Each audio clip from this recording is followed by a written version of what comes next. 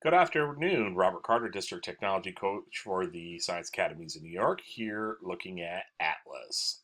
So, in this video, I'd like to primarily look at the input and adjustment of unit calendars and the curriculum map. So, in order to get started, let's go to Develop, and Intro to Programming. So your default in here is your unit calendar, and the first thing I'd like to show you is I've got 4 units already set up in here with generic labels and approximate times that they're already laid out.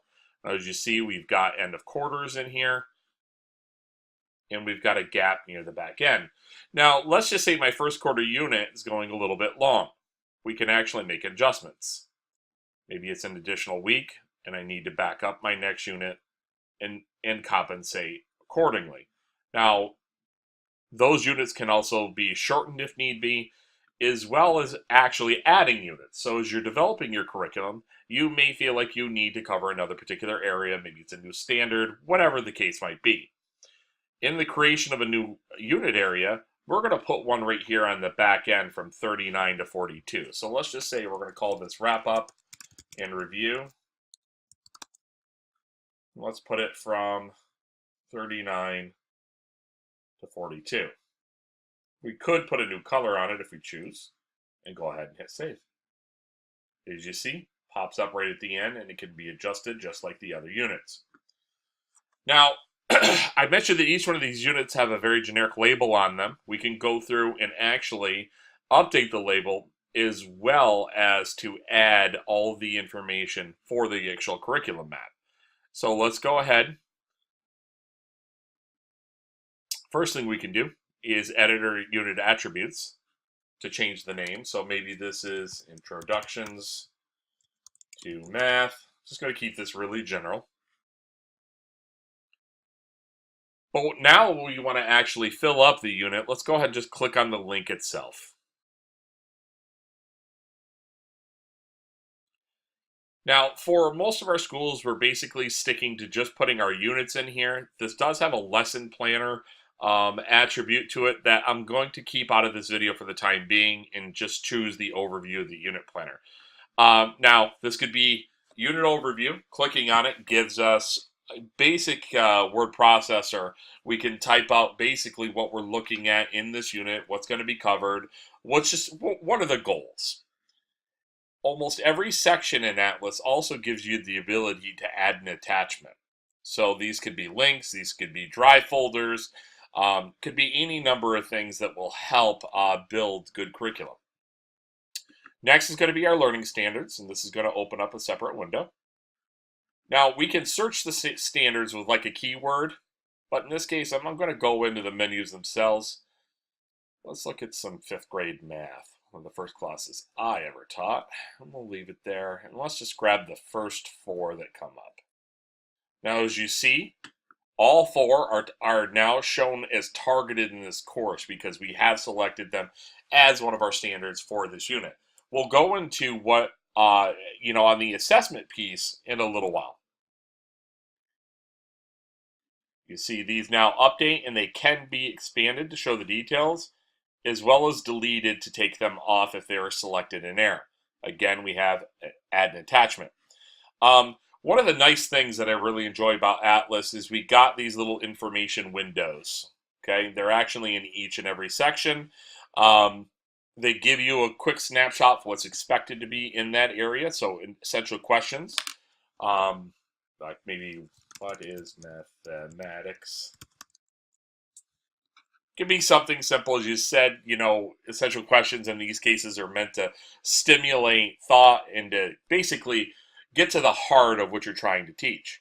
Now, as you can see, we've got different sections of the unit to the big ideas, skills and strategies that you're looking to attend to via blooms, and content. In this case, when we look at our little window, what we want them to know and understand. So basically, the topic that we're teaching.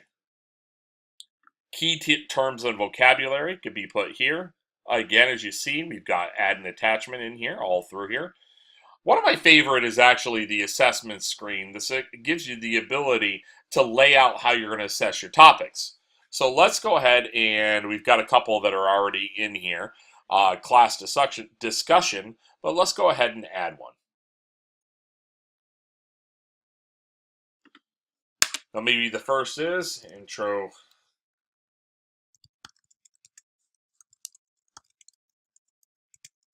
fourth grade review. Assessment method, how am I going to assess them?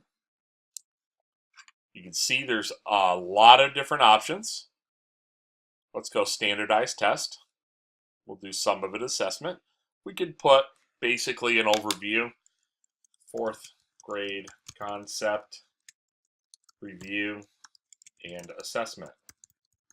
And now what is nice is we can attach this assessment to specific standards. I do understand these are fifth grade standards and I went a different direction over here, but this is more to illustrate the platform rather than attaching two different things that are directly related. So let's just say we're going to review this. Now you could see that we're teaching and we're assessing in this area. Let's go ahead and hit save. Now I've got a new assessment here. Tells me exactly how I'm assessing them and the standard that I am attaching to. Now, in stage 3, depending on your building and your administrator, you may or may not use this area. This is closer to, many of our buildings are using Plan Book. Stage 3 is pretty self-explanatory. Basically, the lesson plans. Now, you could download your Plan Book stuff and attach it here. These are your differentiation strategies and your practices for this particular unit, and the resources that you're going to use. You see, it was already plugged in web. It could be a textbook, could be any number of different resources. And lastly, and this is a good tool, is to have a unit reflection. So basically, how it's gone, how you've taught it in the past, what kind of success rate have you had, and when you're all said and done with. One of the nice features of Atlas, you can see that unit has already been saved. As you go from box to box, you will find that you've got this thing that will continuously save. Now, if we go back to Intro to Programming, and let's take a look at our curriculum map. Now we're going to find that there's some developed portions in here now. Now clearly, we don't have enough going on in here. But this is basically just a start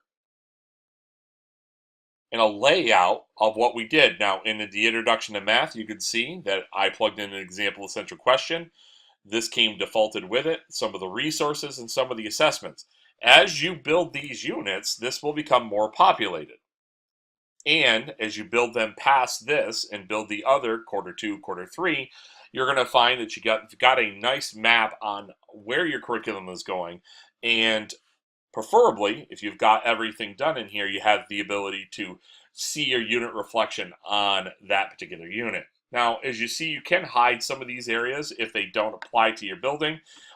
Maybe even this tail end doesn't apply because you stick to just the planbook.com resources. So the goal of this video was to give you a basic understanding of how to input your curriculum into Atlas. If you have any further questions, please feel free to contact me.